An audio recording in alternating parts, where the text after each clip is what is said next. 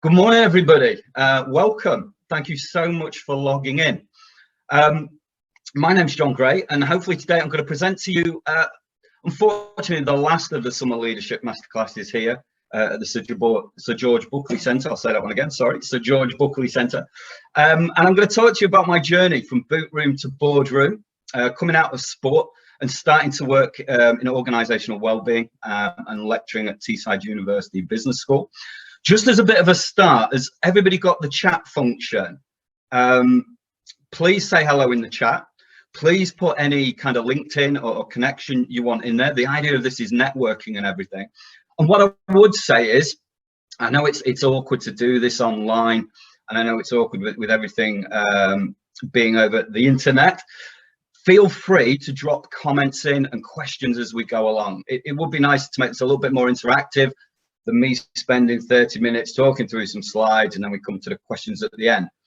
So feel free to go along to try and put questions or any comments in, and I will try and engage with them as I go. So it is a little bit more interactive. I'll try and keep up with everybody, putting comments and asking questions. So please feel free, and obviously feel free to take it down a particular direction if you've got a particular type of question and so on. Happy to try and develop that, because that's what these masterclasses and the Sir George Buckley Centre is all about.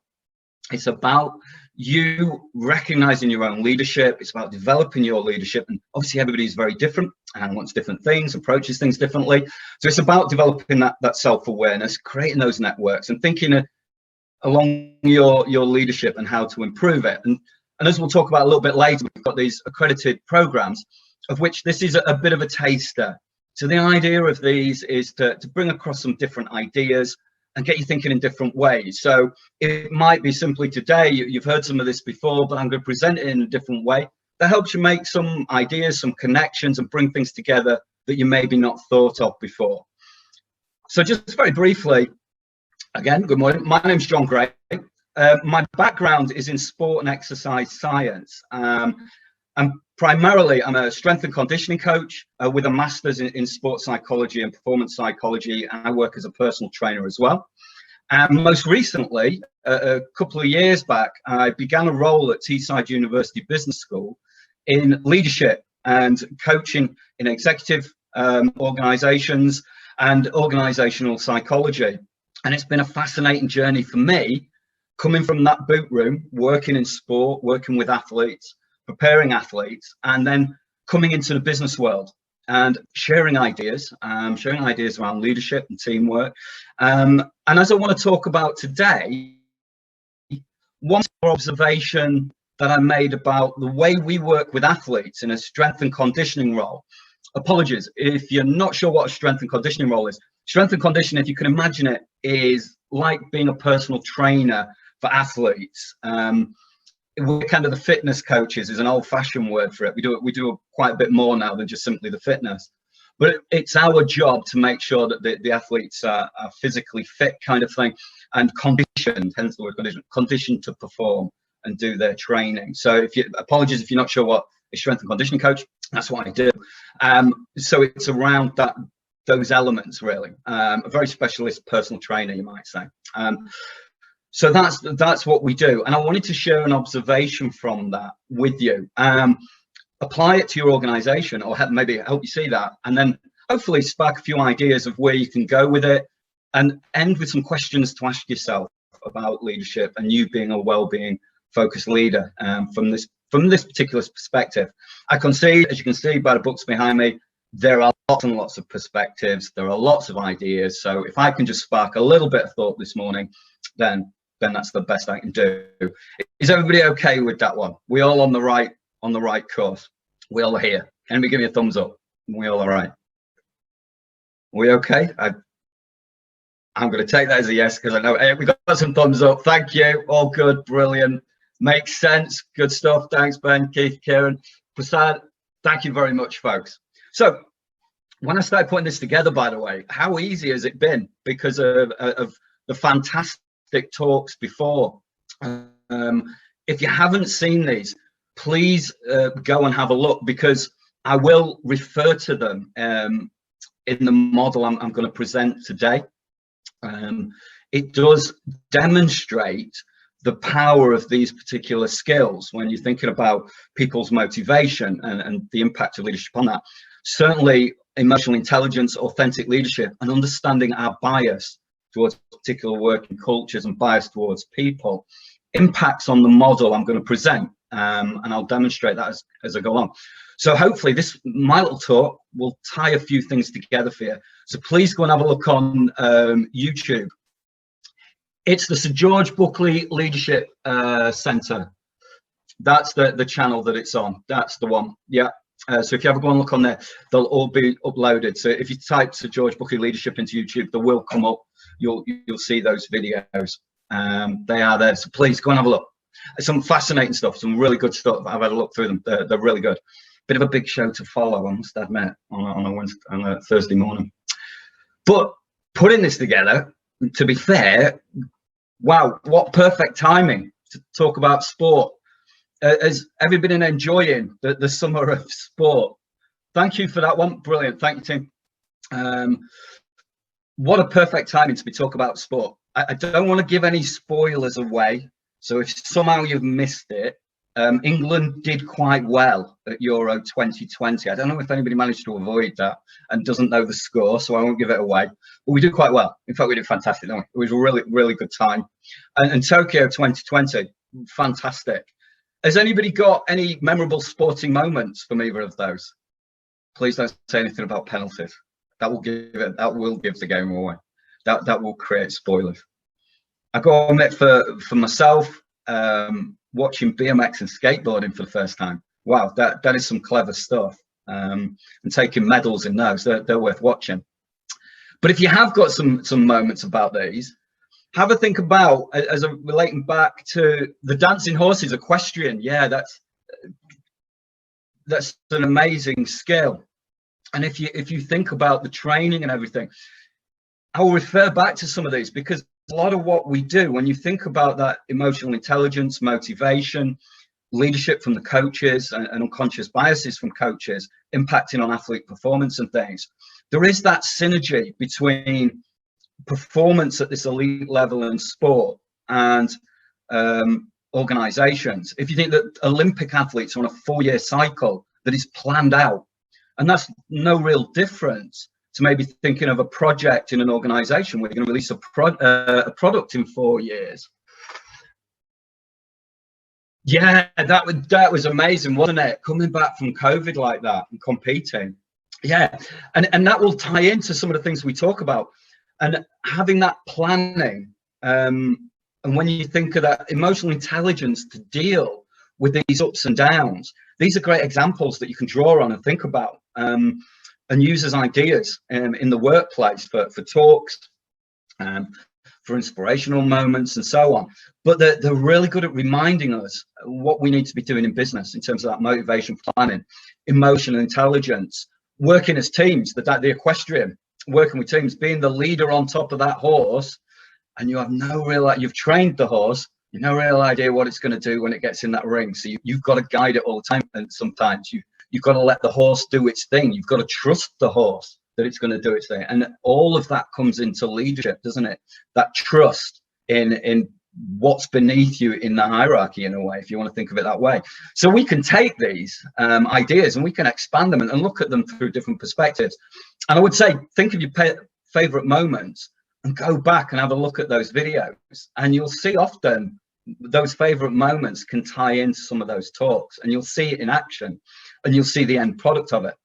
As I say, I wanted to share with you though this morning, one always sticks out for me as a strength and conditioning coach, and it's this particular word.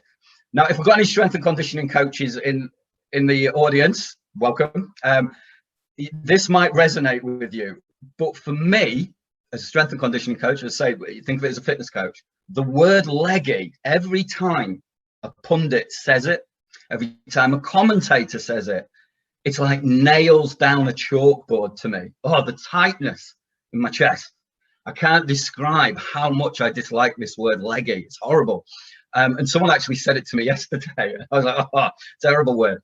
Being sat on a bench with a manager, and he points at a player and he points at me and says, they look leggy, or that athlete looks leggy. It is horrible. And I want to explain to you what leggy is, because it is a key thing. And I believe it goes on in organizations. So very briefly, just to do that, again, if we have any strength and conditioning coaches watching, or listening, or watching later on YouTube, I sincerely apologize now. I'm not giving away any secrets, but I think I might be drummed out of the secret circle of strength and conditioning coaches for making this look so simple. But hopefully you'll forgive me when you see that there's a purpose to this. And obviously, as I go through it, please ask questions, please make comments as we go. But essentially, we work and use as a foundation to our work. And if any of you have got a personal trainer or go to the gym yourselves, you're actually using this model in some way, shape or form. Sales adaptation model. You may have come across it before if you've done any work in this kind of area, or to do with mental health. But essentially, if we draw a graph, we can put your fitness level up one side, and as always, from your GCSE or O level in my case, along the bottom you've got time, always on a good graph. So at any point in time, you have a particular level of fitness. You have it, I have it, everybody has it. That's why there is no scale to this graph, by the way. We all have a particular level of fitness. Now on this graph, what we also draw in sports science is a line that we're going to call fatigue. Now fatigue does not mean crawling around on the floor, sweating, being angry with your personal trainer, feeling ill, can't move up, muscles, all that kind of thing.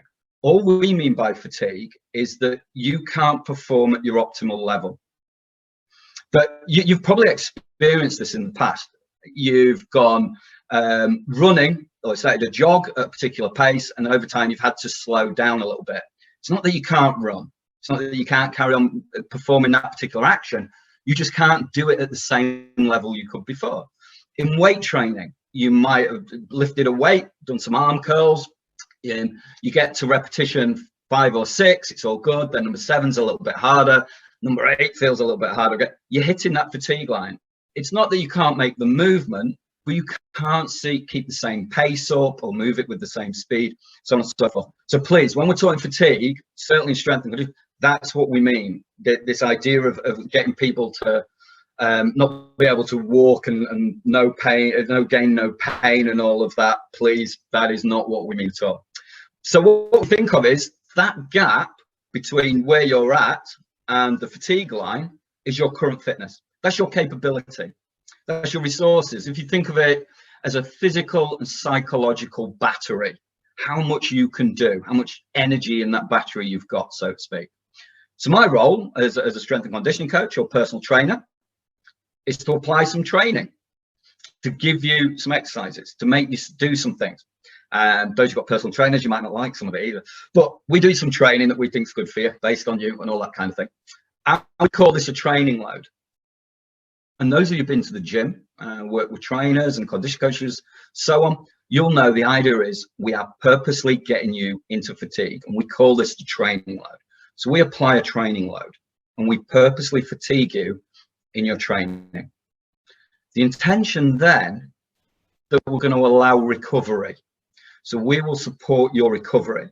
And what happens is, kind of the miracle of training, so to speak, or science, is that it's kind of like a rebound off a trampoline. When you hit that fatigue, you come back a little bit higher. Just a little bit, by the way, just a little bit. I've exaggerated there slightly. It will be a tiny bit. Maybe that if you're doing those arm curls, you can't quite get 3/4 of the way through the 7th repetition rather than halfway through the 7th repetition, kind of thing. It takes time. Obviously, as you know, it's an ongoing process. But that is our intention, training. Then recovery. And that's the key bit. And that is what the art of strength and conditioning is all about. Applying the correct training load so that we know we're going to get that new performance, but applying the right recovery. Anybody think, anybody know, anybody got any ideas of the kind of things that we do as personal trainers and strength and conditioning coaches to improve recovery? Anybody got any ideas? Anybody seen it in action?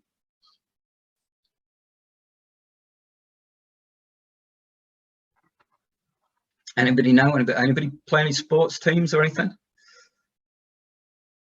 Yeah, things like ice baths. Yeah, fantastic one. Yeah, the ice bath is one. It helps that recovery, reduces the inflammation in the muscles, apparently. The jury is a little bit out. I've seen research before, for and against. But yeah, people often use things like ice baths. I remember working for one football team, and we ended using big green bins that the players had to jump, the big green recycling bins. We had to use those as ice baths, but they were kind of popular. It can help. You got things like ice baths. Anything else?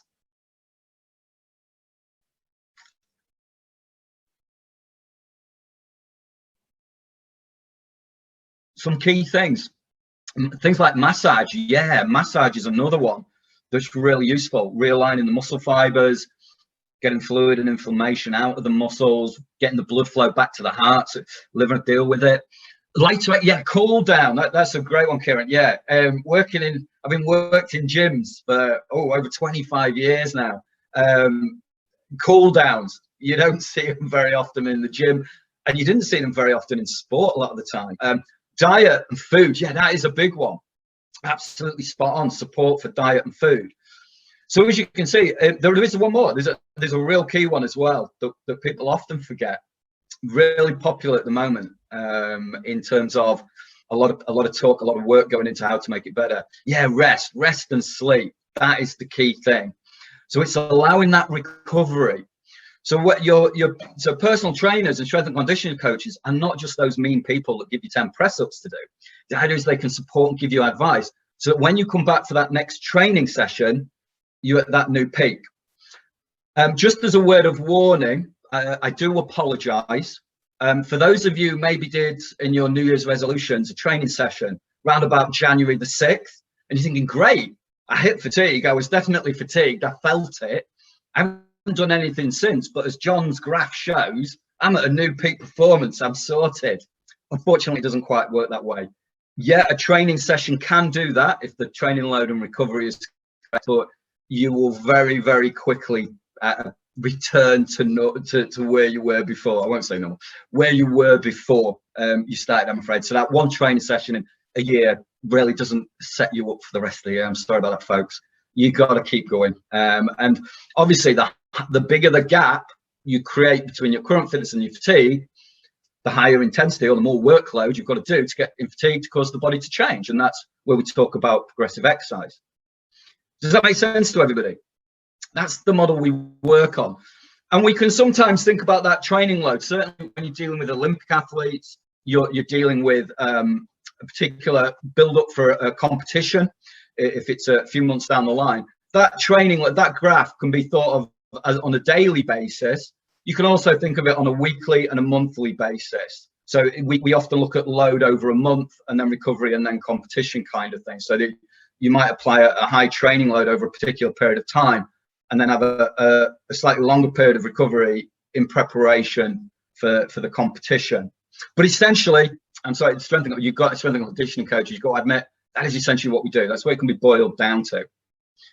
So Leggy then, I'm sure a lot of you are ahead of me on the game here. It is this simple. Leggy is that bit. Leggy is that bit where you're under the graph. We've applied a training load, or it might be during a training load. Obviously, if it is during a training load, we expect kind of leggy. But if you think of that training load as a competition during a game or during a match, you're going to be leggy during that game if you're getting into that fatigue zone. So it's while you're beneath that fatigue line. Yeah, you can still run, but you're not at your fastest. Yeah, you can still play, throw, hit, catch, whatever you want, but you're not at your optimal.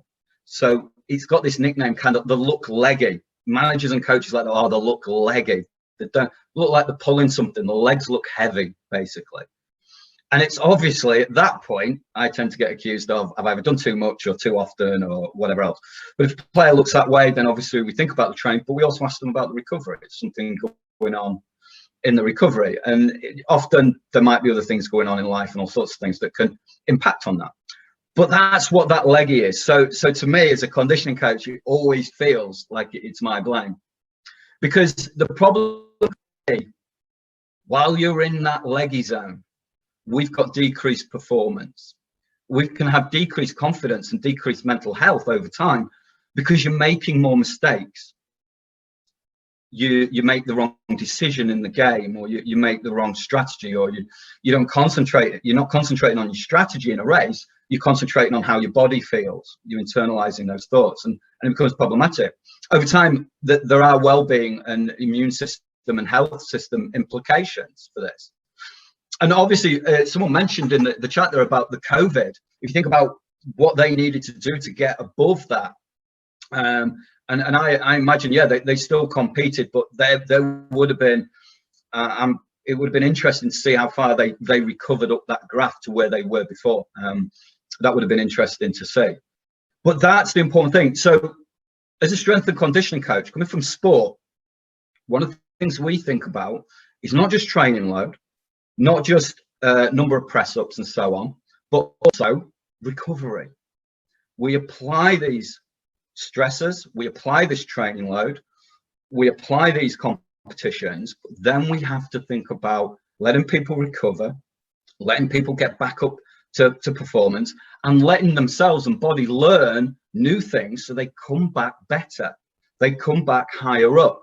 And that's why in sport, when you look at sports science, there are as many books. By the way, there are a lot more books than this out there. I am not trying to sell it. If I bring up pictures of books or mention a particular product, I am not endorsing that product kind of thing. I'm not trying to sell anything. There are lots out there. But if you go and look at the sports science section in a library or anything, you'll see there's a lot written on recovery and monitoring, and there is a lot more coming out. We're spending as much time studying this element as you do designing the actual exercises. In many ways, the exercises are kind of simple to get to design. It's more about how you apply it, when you apply it, how we allow that recovery. So that's what we do as strength and conditioning coaches. Very simply. So you're now thinking, or I imagine some of you have already sort of guessed the game. What's this got to do with the workplace? Well, that was my observation coming in, working with leaders and working with companies and organizations, that this is exactly the same for people at work. It is exactly the same process. None of us are any different. We all abide by those same rules. We're just going to change a couple of names. So we're going to put performance up the side. And by performance, I don't just mean physical performance. It's doing the job. Performance for the job. It might be a physical job. It might be manual handling or something like that. There's a physical component. But also answering emails, dealing with administration, dealing with the next problem that comes onto the desk. We can draw exactly the same graph that someone has a current level of capability, which is that gap between where they're at now and their fatigue. And obviously what happens in the workplace is we get life and work demands, what we would call stress. And what HR people would call stress, what organizational psychologists would call stress. This is exactly the same thing. It is no different to training for an athlete. Training for an athlete is a stress on the body. It creates demands. It causes us to eat into our resources, to eat into that battery, those gaps. And work and life does that. And obviously, over time, we have a workload. We even use that term, workload. In sport, we use that word training load. It is no different. It is physical and psychological demand that's placed on us. And it eats into our batteries. It eats into our ability to deal with it. But again, just like in sport, if people recover, if people are allowed recovery, now I'm not suggesting, please, Keith, before you do something, don't go and buy ice baths and start chucking the admin team into ice baths and say, I listened to a talk by John and he said ice baths are the things. I don't mean it in that way at all. What I mean, recovery in various ways, and I'll come to some ideas in a moment, but allowing people recovery from this workload, we can get people to learn. We call it experience in the workplace. We call it learning. We call it coping strategies.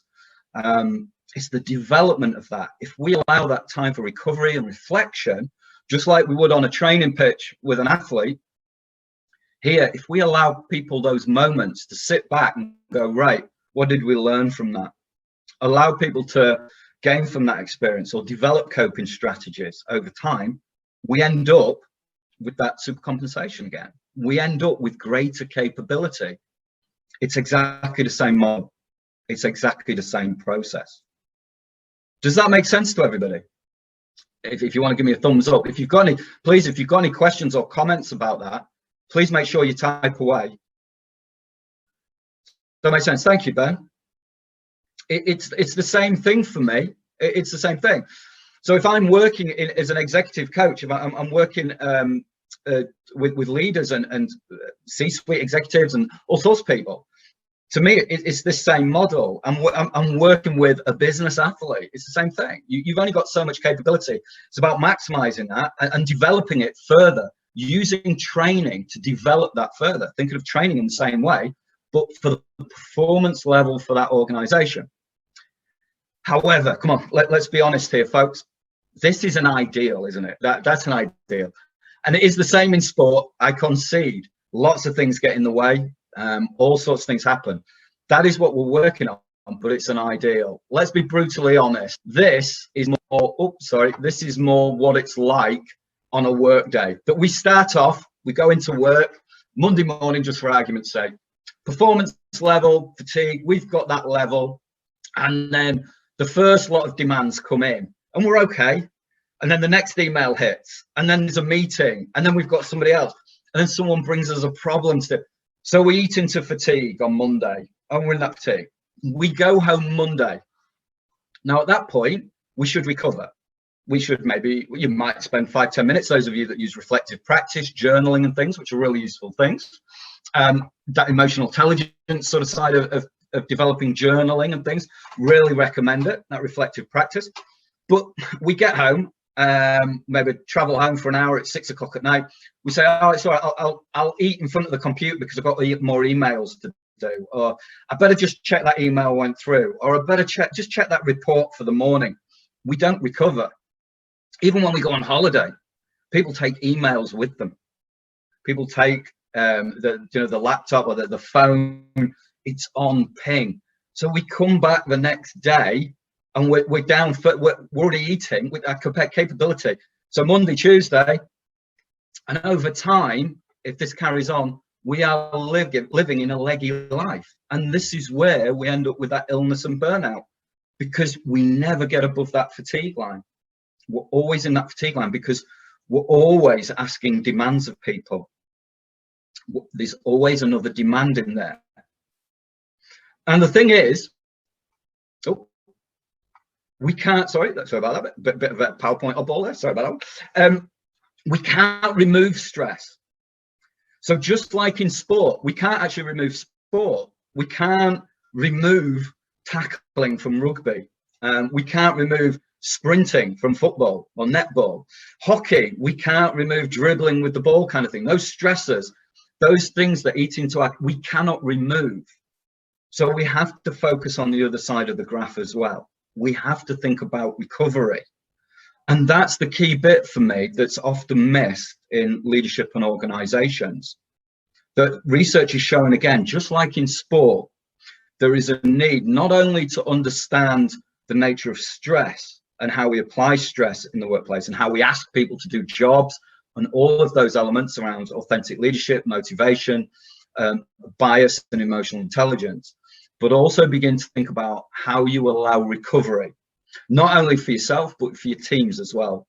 Recognizing the need for recovery, recognizing when people have got a leggy life, being able to be that leader that looks at people in the workplace, just like managers often do to me, point and say, they look leggy. It's getting that ability to spot that someone isn't recovering, or recognizing where you might be pushing things, so that therefore develop that recovery, because that's what well-being is all about. However, we're really bad at it. We are bad at it. And I say that there's lots and lots written on this in sport. There's less on it, it seems, in business, and I'm happy to be proved wrong. Sorry, people who have got the leggy life. Yeah, it is. People live a leggy life. That's what I've noticed in a lot of jobs, and we've all kind of felt it at times. It is a leggy life. It is like, you know, when you think of the penalty takers, the end of the match, they're tired, the decision maker, and that's why it is often a random thing. No matter how hard you practice, at that moment you're leggy. And it's the same in the workplace. Putting more demands on people and asking them to make decisions when they're leggy is where problems can arise, because we live a leggy life. We push ourselves. Digital technology has done this. And that's why, to me, and that's why I'm sorry, I can't sort of say you must do this, you must do that. But that's why it's worth having a look at these other talks that the folks have put out here, and think about mindfulness and exercise and so on. I'll come on to that in a moment, because we are living that leggy life, that we've got an excess demand and we're pushing ourselves all the time. And there are a number of approaches to this as well.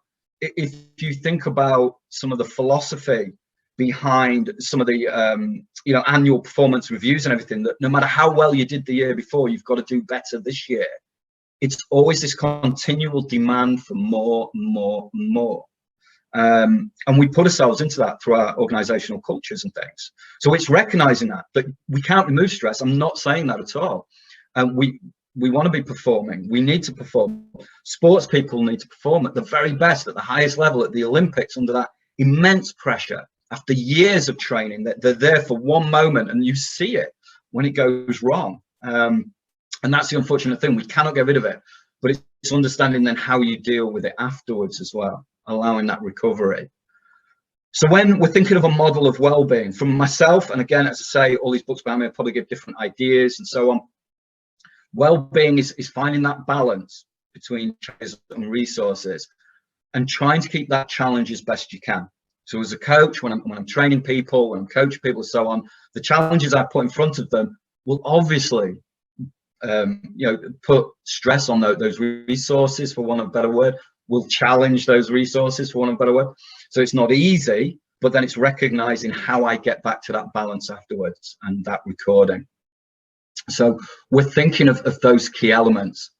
The well-being from this particular perspective is maintaining yourself above that fatigue line, and the resources meet the challenges are balanced with the resources. It's why if you look at sports coaching, we have age groups to ensure that the challenges meet the resources of the athletes, that we try and balance that across. And we need to think about that in terms of the workplace as well. I would argue that sometimes this idea is kind of missed, that we often keep putting more and more challenges on people without considering, have we allowed the resources to rebuild? We might start off with those resources, but over time we will slip below that fatigue line. So for me, organizations, my observation has been in my short journey from Boardroom to Boardroom, is that organizations create legginess through leadership and culture. And I'll just share you this, and please, again, feel free, put your own observations and comments. If you think what I'm saying is not quite right, or you've got a better observation of it, please share it. That's what this is about. I don't want it to be just me being a lecturer. So if you've got any comments about these as we go, for me, it's about a series of questions that leaders, managers, bosses, and so on, team leaders, everybody like that, can begin to ask themselves. And the key one to start with is the right person, right job. Are we making assumptions about their resources, their training? Does your training support them for the challenge you're about to give them? Those things, their experiences, are they right for the challenge there? Perhaps we need to develop something or provide extra training and support, because obviously if you're put in a position where you don't have those experiences for those resources, then it becomes problematic. It becomes a bigger stress, and it eats into the fatigue, and people are obviously motivated to do really well. They want to be seen as competent, as Naomi shows in the talk about motivation. It is about being deemed competent, so people work harder to do that. That working harder eats into those resources. So it's about recognizing when we need to get the right person for the right job. Very simple as that. And alongside that, the right person, right time. So I was talking to, when I was teaching at Teesside University Business School, I was talking to some people in engineering. And what they found very often was that there became a team that was known for doing really well particular projects, and they would finish one big project, they'd go straight into the next big project because they're the best team. So they'd finish on a Friday, just for simplicity's sake, they'd finish on a Friday night, over the weekend they'd be told, right, Monday morning you're going to be on this project. Well, where's your time for recovery? Where's their time to reflect on the previous project? I don't know big examples, but there's small examples to be taken into consideration as well when you ask people to do particular things and then adding to that workload. So is it the right time to get these people doing a particular job? Is it the right time for you to do a job or take something extra on? So being the right person at the right time. In sport, this is why you often see things like squad rotations.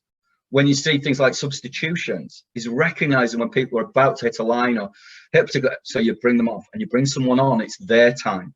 They've got the resources to deal with it, with the current challenges. And I guess that ties in, if anybody's football fans and things like that, you see tactical substitutions using these two questions. But a lot of it is to avoid legginess as well, to ensure that we're not overstressing people who don't have the resources to carry on to do what they need to do. So on smaller scales, it is things like asking that question: do you need to send another email? Do you need to hold another meeting? We all know what it's like when that email pings in. There's that particular, oh, another email. What is it this time? And it might be a particularly friendly email. It might be a praising email. It might be a congratulatory email. But that noise of the email ping, for some people, just hits those resources once more. That little bit of energy, that little bit of adrenaline kicks in that we then have to come down from. So it's thinking about, do we really do it at that time? And then expanding that out to think about your planning and your goal setting. If you go back to the planning for Euro 2020 and certainly for the Olympics, we're thinking 4-year cycles where we have periods where the athletes will work to high intensity, then there's a recovery from that, and then we go higher intensity, recovery from that, higher intensity. Overall, there's that gradual build-up of performance, gradual build-up of capability, but planned and factored into that are times where the switch off, recovery times, ice bath time, so to speak, where you take a week and you reduce the training right down to simple recovery things like exercises, lighter cool down exercises, yoga, swimming and things like that, where you allow for this to be factored in, but you know you're on a time to hit your goals. And that's why in sport, again, you see things like squad rotation and so on, why you see this planning built in based around competitive phases. Very often, talking to certain leaders and organizations, it's not quite factored in the same way. We tend not to think of it. It's the job. We do the job and then we do the next job, and it's planned out. The projects are planned out, but recovery or lighter times or reflective times, they're not planned in the same way. Now, obviously not all plans go to plan. We don't always get there. Things can happen, but having those elements in there where we know we've got buffers, really important in terms of well-being, really important in avoiding legginess, not just on that broader scale of well-being. And thinking about your style of management and leadership. So is it coaching that you approach? You use reflection, you allow people to learn, and that's part of that recovery. So there's time for reflection, learning, thinking back over the last projects, last ideas you've had, last things you've implemented, how have they worked, what can we build on, what can we do? Or is it simply management, here we go, here's the policies, this is what we're sticking to kind of thing? Coaching style obviously allows for that growth and learning. Coaching style allows for that recovery. So by recovery, what I hope you realize, I don't mean time off necessarily or time away and things, but it can be built into the day to allow reflection, built into the day just to give pauses. Thinking about, very simple terms, how many people eat dinner at the desk? How many people? I'm from Yorkshire, by the way. Dinner is at 12 o'clock, 1 o'clock, lunchtime. Sorry, I have dinner and tea. I'm from Yorkshire, but that lunchtime, that dinner time, how many of us eat that at the desk? So we're not really getting away from it. We're not really recovering it, and there would be some people who would suggest that we don't really digest the food properly either, because the blood is still flowing elsewhere, kind of thing. So it's, do we allow that in our organisation? And obviously this ties in, as I've spoken about a couple of times, the impact of understanding these skills to think about how you can figure out to allow this recovery. So we apply the correct loads to the right people. We apply the correct workload at the right time, and it is an appropriate workload, and we allow for that coaching and that recovery so people can learn from it. They can develop coping strategies and experience rather than that feeling of legginess and that underneath that fatigue line. Has anybody got any thoughts about those?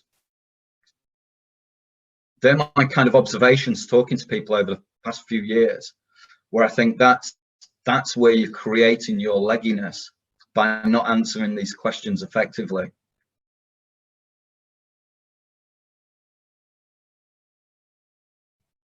And anybody got any comments? Please feel free. If you want to put your hand up, the moderators can unmute your mic. Chat, you can type in the chat.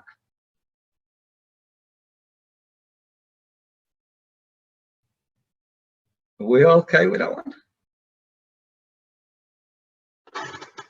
Okay, let's put that. Oh, lots of organisation. Yeah, thank you, Ben. Yeah, so it's a sports team. I'll be honest, when I started at Teesside University Business School, when I started sort of spotting these things and opening them up, it was interesting to me. I'd gone in with that traditional organisational psychology. So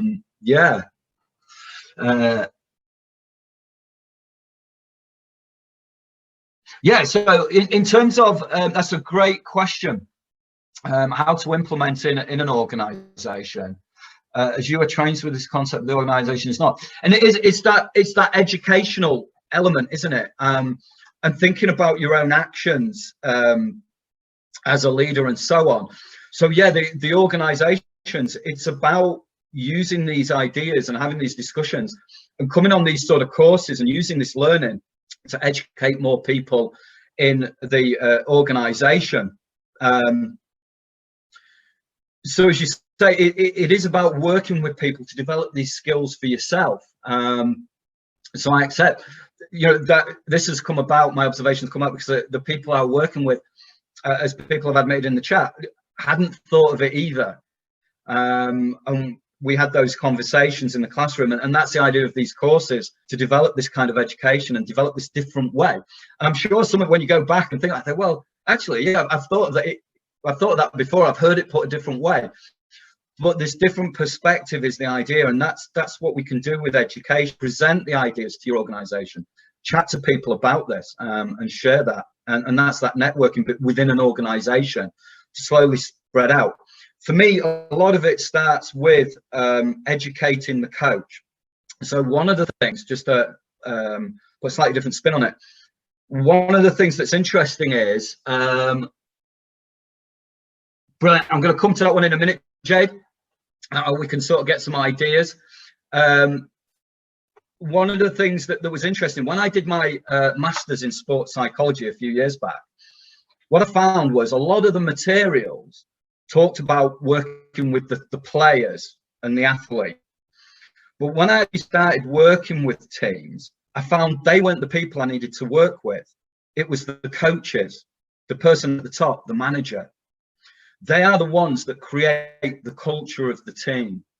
They are the ones who actually get this. So yeah, helping athletes and players support their recovery, as mentioned, ice baths, foam rolling, massage, diet, sleep, all that education comes into it. But what you need is the leader themselves, the manager themselves, the coach on board and understanding why you're doing what you're doing and why this is really important and how they need to factor it in to their particular approach. So one of the things about this, what I would say is to focus on that education as leaders, creating leaders, because they create that organizational culture, and it comes from them. So if they don't support, just for argument's sake, if and I don't think there's any manager like this, I'm being very hypothetical, I apologize, just to make an example. If you've got a manager that didn't believe in the efficacy of a good diet, for example, they're not going to support the players wanting to do things to improve the diet in the club.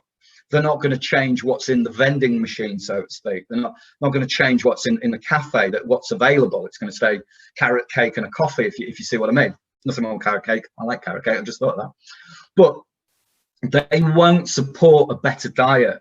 So you need the people who create that culture to come on board. You need, because without them, it doesn't support the people at the bottom, so to speak, trying to make the change, or the players trying to make the change. Sorry, I said the bottom. I don't mean it in a hierarchical, negative sense that way, but it's that kind of leadership creates the culture approach. So the people working within that culture, they have to be supported by the leaders, and that's the bit that is individual to each organisation and each leader. That's the element there.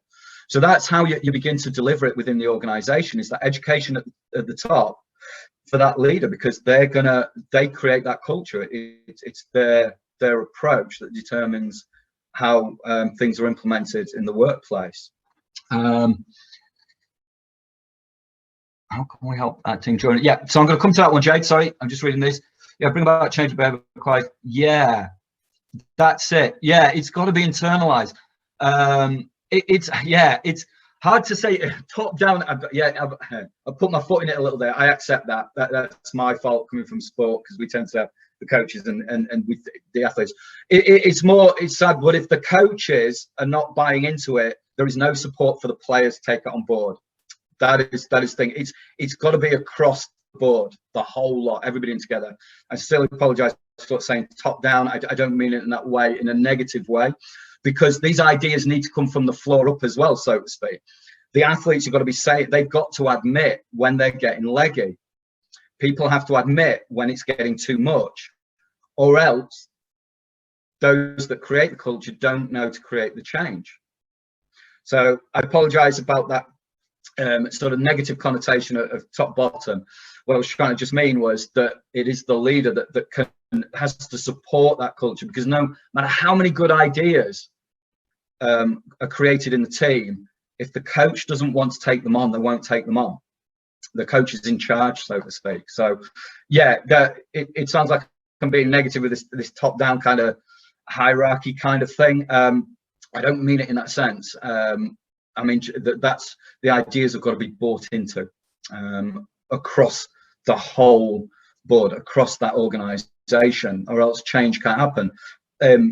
If, for example, as I mentioned, a team where we used the bins with the ice bath, if the coaches and the managers didn't buy into those ideas and understand that need for recovery, then we wouldn't have got them, no matter what the players wanted, if that makes sense. So it does have to be that two-way process, and it starts with that education. Yeah, you've got to get that buy-in. Yeah, it's got to be internalized and accepted by each member. That's a brilliant way of putting it. The team, it has to be a team thing. Has to be buy-in. Does that make sense to everybody? Are we okay with that? Does that answer your question?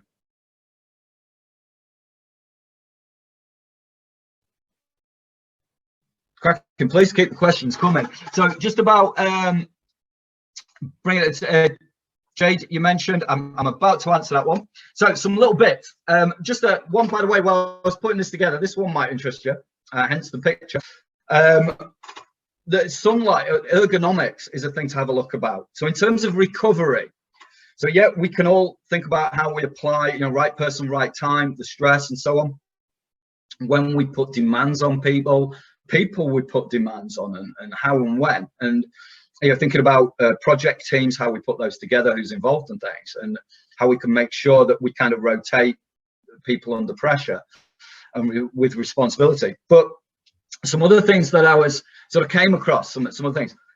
We know that sunlight has an effect on well-being in the workplace, and natural. There's been a lot of studies over the past 20 years looking at sunlight. Things like natural features, so plants in a room, plants in the office, those things help people. There's a little bit, I did come across a little bit of research about plastic plants can help, but I think the jury's out somewhat on that. I think there is a kind of slight positive effect, but maybe not as much as real plants. But thinking about when you're holding meetings, when you're getting together for meetings, things, do you have a kind of dungeon, kind of war room where there's no windows, or there's very little sunlight and it's very formal around the table? Or is it possible to have meetings in a much more open, light, airy space where there's some greenery or a little bit of outside and some sunlight and some natural features. And this has been shown to help in offices. That if you're able to see trees, there was a particular, I was reading a book about neuroscience the other day, and it was saying, it showed that in hospitals where patients could see trees out the window, apparently they recovered quicker than when there was in a room which just had a window. If they could see trees and greenery and plant life, apparently you recover quicker. So again, I'm not saying that you've got to go and buy offices with trees. Please understand where I'm coming from. But it's those small changes where you hold meetings can have an effect on the demands of that meeting, if you see what I mean, the mood of the meeting. And again, it can allow for some of that recovery from what's going on. It can be a moment out, and it improves that impact of job stress. Obviously, the main one, as we've talked about and hinted in the title of this talk, was the one is exercise and activity and movement, and that is a big key one. This was a piece of research that was done a couple of years ago, but the NHS introduced an 8-week yoga program, and they had a group doing yoga for 8 weeks and a comparative group, obviously for the statistics and for the science, and they did follow-up measurements and so on. As you can see, that the yoga group significantly reduced those perceptions of lack of well-being and lack of health. They had less time away from work than the comparative group. And this was shown in economic terms in the research, where the yoga apparently cost about £2,000, but the time lost elsewhere added up to 20,000. So exercise, building activity in to the day, or in some way, shape or form, it has been shown to be really effective. I'm not trying to endorse anything here or sell anything, but there are a lot of books now looking at that effects of sitting down. So I know I've talked to a few people. We introduced standing meetings. If it was a short, brief, quick get together, what's going on? Have we got this done? Do it standing up. The use of standing desks now is becoming much more recognised. I've used one for quite a while. I'm not using one today. I've run out of leg energy, I think. I've used one for quite a while now, and it takes a little bit getting used to, but I've found that I do get more done and do get more quicker, because I tend not to sit down and then slouch and go, right, that job's done. It does, and so I end up with more time, because I'm getting jobs done a little bit quicker. I've got more time to go and do something that allows for that moment away, for that reflection and so on. So I found standing desks really useful. Does anybody else use one? Has anybody else had any experience with standing desks? That particular book there is an interesting one. As I say, I am not selling it. I'm not trying to do it, but I know that is an interesting book. There are a lot of other books out there. The other pictures, by the way, are some things that I've done where I've gone into various organisations and companies, and we've looked at people's posture, movement patterns, and so on. And that has been a really interesting one to think about, the way we stand and the way we sit, and the impact that has on our posture and our movement patterns. So that is a growing area that we've looked at, and I've been into some big organisations. I've blurred the pictures there for safety's sake. Things like there's a book someone just mentioned, the Barcelona way, that the cultural changes. There's a lot there when managers have had to go in and change cultures. There's some great examples. If you think of Arsene Wenger at Arsenal, Sam Allardyce at Bolton Wanderers is a fantastic story of changing that whole sports science approach. He had an entire sports science department at one time. I imagine he's still developing that as well. But real fantastic cutting edge stuff. But selling it, what was really interesting when you look at that is the way they changed that culture right the way through. So everybody is on board. Everybody is part of the team. So we tend to think top down, and I apologize for sort of using that analogy earlier, that image earlier, but it's across the board that everybody is working to do that. It's very similar to years ago. I joined the Royal Air Force, not as a pilot or anything, a support crew, and that was that philosophy of we're there to keep the pilots in the air kind of thing. Is exactly the same in a sports team. We're all there to keep the player on the pitch or on the track or on the court and so on. PD yoga helps. Yeah, I can. The PDF. Do you mean the PDF of the research paper, or a PDF of what? Sorry, that I might have missed that one. Sorry.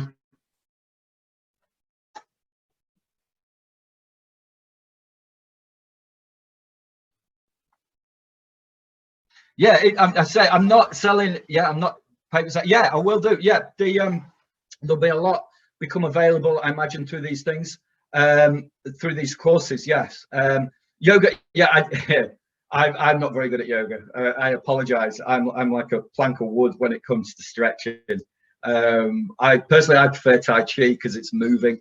I'm not very good at holding a stretch for very long. I'm more my sort of stretching and that comes through Tai Chi and things, but yeah, I have no flexibility. But you find what you're good at. This is I can't sort of give prescriptions for particular exercise, but yoga has been shown to be very, very good. And if you've got a good instructor, they can make it very fun and easy. I have done yoga. It's just not my sport, so to speak. I'm never going to be an expert in that one. It is worth a try though, and it's part of it is same with a lot of these challenges. Again, I'm not endorsing any particular company. I know there's companies like this one on the screen. There's personal. What else have I come across? Corporate, personal well-being, and people. There are a lot of areas now where people are supporting different ideas. So we know. I mean, the yoga one has been shown to be effective, but we know all sorts of activities, physical activity that you build into the day, maybe, or particular challenges that people have got a particular day, can help. But getting up from the desk and just walking around a park for a couple of minutes before coming back to do emails helps build those little moments of recovery into the day. It's not necessarily about big time out. I would also say, coming from that psychological background kind of thing, studying sports psychology, a lot of this is not about the intensity of exercise. It's not about, from that conditioning coach, we're going to cause fatigue and the idea of these exercises for me, and what's really effective, is very often that social, fun, play element that brings teams together and gets people involved. It's not about, for me, it's not just about creating activities that use that particular model of strength and conditioning. It's about bringing elements of play, getting people's minds off the stress of another email, doing something different, that distraction approach to dealing with kind of stress, that you go away, we do something fun together, you do it with a partner, you do something within the office, and then you come back and it's done together just to break your day up, and doing it socially and doing it as a team, and again making it across the board so everybody's got that buy-in for these particular challenges. I think that's where a lot of the effectiveness comes in, through that mental health element of it, of fun, play, and so on, that we tend not to equate with work, but it can be built in. Obviously, it has to be controlled. Obviously, we've got to do a job. As I said at the very beginning, we cannot remove the job. I am not in any way saying get rid of emails or get rid of people doing a job. That's not the point. It's recognizing that when people could get leggy, when we're not allowing that recovery and that moment out and that time out to think about it. And there's multiple ways of doing that. Have a look at this. Obviously, it'd be great if I could sit here and say, hey, everybody have a go at this challenge, or everybody have a go at this. There are lots of different ways of approaching it. As I say, people have introduced different things where you move from standing desk to a sitting desk kind of thing, and just those kind of changes in position can help. People have introduced plants and sunlight. And a lot of people have introduced exercise, and made people aware of sitting down and posture. As I say, I've been in and done what we call functional movement screening and things with employees, and it's really interesting to get people to look at the way they move, dominant sides, and how you can begin to consider that and just change it. And sometimes it is just that thought process of getting people to think about things in a different way. So there's lots of challenges there. Have a think. But we know the ergonomics, the environment you're in, that encouragement for recovery from that leadership, the right people at the right time, and so on. And then thinking about activity, if we can build that in today, we can help improve that recovery line, so that when we come back the next day, we've got a bit more of a gap between that fatigue and our current capability. Obviously, say we can't remove all stress, and very often come Friday or the end of the week or the working week, whatever, people are going to be tired. But it's trying to minimize that so we can carry on. We don't feel too bad every day and under it. Say it is a kind of ideal. Can't make promises, I'm afraid. Everybody is slightly different. But what I would say is that leaders can avoid or begin to recognize that leggy life. People who are living a leggy life, I'll say that properly, living a leggy life. And so sort of leave you with 3 questions really that you could ask yourselves as leaders is, how do you maximize capability? What do you do to maximize capability of yourself and of the people you're working with, the team, the organization, and so on? So thinking about, importantly, how you make that gap between where you're at and that fatigue line, how we maximize that when people turn up to do a job. And then be thinking about, in terms of leadership and culture, how many demands we place on people in a day. How many demands are there? Are all of those demands needed? And question that before we do things. Obviously, if it's needed, it's needed. We cannot remove stress. But then that 3rd question, as we cannot remove stress, and we're trying to think about it carefully, how do we then promote that recovery, not just to get through the day or the week or the month, but how do we end up after this loading, after these work experiences, that people get a chance to actually improve their capability based on that learning, based on that coping, based on that experiential influence in the culture. So those would be the 3 questions that I would ask leaders, and think about this particular model. The people in an organizational team are no different to people in a sports team. We all want to perform. Obviously, I am unable to put scales on this graph or give exact details because every organization is different. The people in it, as if you go and look at the other talks earlier this summer, motivation, emotional intelligence, the authentic leadership, and the unconscious bias, if you look at those, that begins to bring out how you can begin to look at this uniquely for your organization and that individuality to this. So this is a big overframe, and say a lot of strength and conditioning coaches will be moaning that I've made it very, very simple, because we have to bury in and get ourselves into the nitty-gritty of the uniqueness of each athlete and each organization if we want this to work. But it is a starting point to be thinking about a leader who is considering well-being and performance, not simply performance. So thank you very much for listening. I know it's a short time. Has anybody got any questions as I throw this open? So I've put 3 questions to yourself. Has anybody got any questions for me?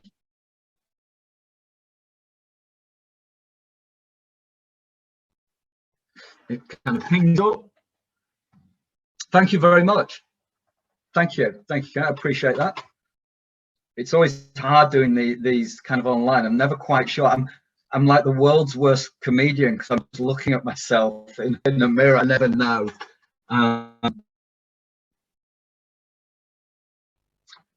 Yes. It depends what you're in terms of some of the extra materials. By the way, there's some great. If you're looking for sort of academic materials, Google Scholar is very good for finding academic materials. And then I would have a look at perhaps some of the materials I've presented in this slideshow, some of those books, and have a look at a couple of those websites. There's the executive wellbeing one that I just put the picture up of. There's another one, corporate, I always get it slightly wrong, I do apologize, corporate personal wellbeing. It's another company. There are probably a lot of other companies, please. I'm not endorsing them. I'm not saying they're the best or anything like that. Obviously, I don't know how they work or what exactly they do, but go and have a look around. And again, it's about individualizing it for your organization. Thank you, Ben. No, thank you. Have I got a live example of implementation and what were the challenges? Yeah, so one of the interesting ones was a particular company. I'm not going to name it. What they did was they began to the thing they had was email problems. People answering emails after particular times of things. And for some reason, and I keep coming back to email, that seems to be one of the biggest challenges in modern organizations. So they set rules down where they said, right, no one can send an email before a time and answer a time, but the boss kept doing it. That was a big one to kind of change. And so they went in and explained this approach, and they explained the simple impact of an email. And I think the biggest challenge is selling it across the board, is selling it throughout the whole culture and getting people to change. That bit, I mean, it'd be great to have a chat with people about, on us, perhaps if you come on some of the courses that I'll talk about in a moment, on a more individual, we can get into a more individual basis where I can answer those much more effectively. Someone did actually send me a photo one time where they'd drawn this on the whiteboard in the office to remind people. But I think I would genuinely say, from the feedback, lots of people have done lots of little things. Some people have introduced exercise and so on. Buy-in is the biggest problem. So there was one company, the head was on a course with us, Teesside University, great idea. So we actually got a yoga instructor, and that big bit is that buy-in from everybody. So they got some people turning up and not others, and it was, how do you avoid that creating a division, and how you tie that together? And I'm not sure they've fully answered it yet. I haven't. The problem I have is very often in teaching, that students come along, we hear of these ideas, they kind of, but when they leave the course, we don't hear from them again. So I'm not really able to answer that one as effectively as I like, I'm afraid now. If anybody listens to this who's been on one of my courses and implements them, wants to give me some feedback and things, that'd be great. Unfortunately, they tend to disappear. But I know from what little feedback I've had, those challenges, regardless of what they've tried to implement, has been selling things across the board, trying to find something for everybody. And that, again, can add to the stress, because people, if they don't want to do something and they come along. So I would have a look at, because it's a really good question, just reflecting on that, is have a look at Naomi's talk on motivation, and think about what ideas you want to implement, and then thinking about her model of motivation, how you then begin to introduce that in the workforce, understanding those motivational barriers, because they're the ones that will get in the way to you selling it. They're the ones that will get in the selling it. So I haven't really helped you there. I'm aware that I can't really give a specific, but does that help in any way, shape or form? I'm trying to slide that. If I look like I'm moving around, I'm just trying to slide that down. Yeah, it's going to be unique. So just moving on, while we're getting the questions coming in, there are, to expand on these, where we will have time to go in and talk about specifics, much more specifically. That was good in English. I do apologize, specific and specifically. There are these courses coming up, and they are done along similar lines. The approach to teaching is very similar to what we've had this morning and on the other talks. We try and make it as interactive as we possibly can, try and give you some different food for thought, try and get you to think about your own experiences and get you thinking about your challenges, and support you in that. So please keep in touch with us. Please have a look at these. There is support and financial support and help for funding for these for this September only. Apparently you can get 40% of the funding. I believe that's about right. Is that John? John will put something in the chat, I imagine, if I've got that bit wrong. So there are these courses. Funding is available for you. And obviously the idea is we continue these conversations. So it'd be fantastic to see people on there. There you go, as it says there, 40% funding available to apply to come on these courses. And it's a very similar process. We use a very similar thing. Hopefully though, a lot of it maybe face-to-face when we come to it, might be able to change some of that and get some face-to-face interaction so we can have these discussions more effectively than online and me speaking. It seems very strange, me speaking to myself in a camera. I don't think I'm ever going to get used to this outside the classroom. So these will expand into those courses. So thank you so much for joining me this morning. I am around now. I'm staying around. So if people have more questions, If people want to expand on anything, want to know anything more, please get it in the chat, or please put your hand up. We can come on live. Thank you so much for joining me, though. It's been a fantastic pleasure. I know it's very awkward, and thank you for putting up with me on a Thursday morning. But hopefully there is a little bit of food for thought, and feel free to give me a shout with any questions or anything. If you walk away, I know what it's like. You walk away, you come up with lots more stuff. So please feel free to drop a note, and the guys at the centre will get in touch with me, and I'm happy to answer anything or signpost to anything else that I can come up with.